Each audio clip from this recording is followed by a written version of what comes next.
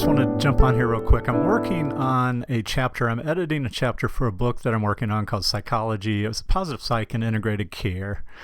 And I'm on a section related to scaling questions and why we ask scaling questions and how important that is. The purpose, and I don't see this described as much, is just the purpose of this is to get people moving more and accessing the logic side of their brain. So clearly you come into counseling with the emotion side very lit up, whether it's anxiety or depression or anger or what have you.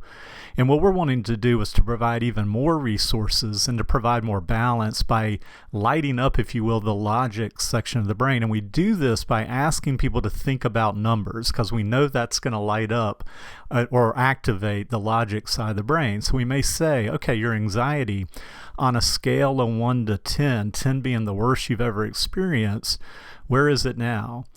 And somebody may say, it's 7.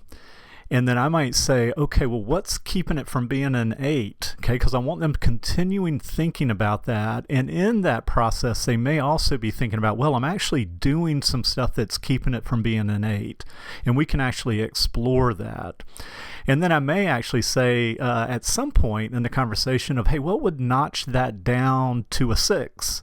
What are some other things that you could be doing? So again, we're not ignoring the emotion side of the brain, but we want to activate the logic side. And so that's the purpose of asking scaling questions and exploring that. And yes, at a very fundamental level, we can actually have a number that we can then talk to them about in the next session. Like, hey, last week you said your anxiety was a 7.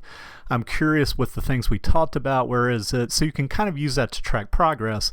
But the real purpose of it is to activate the logic side of the brain so that we can provide more balance and more resources in problem solving. So I hope that's helpful. Let me know your thoughts on this and how you've used it or if you found it helpful. And we'll talk to you on the next video. Take good care.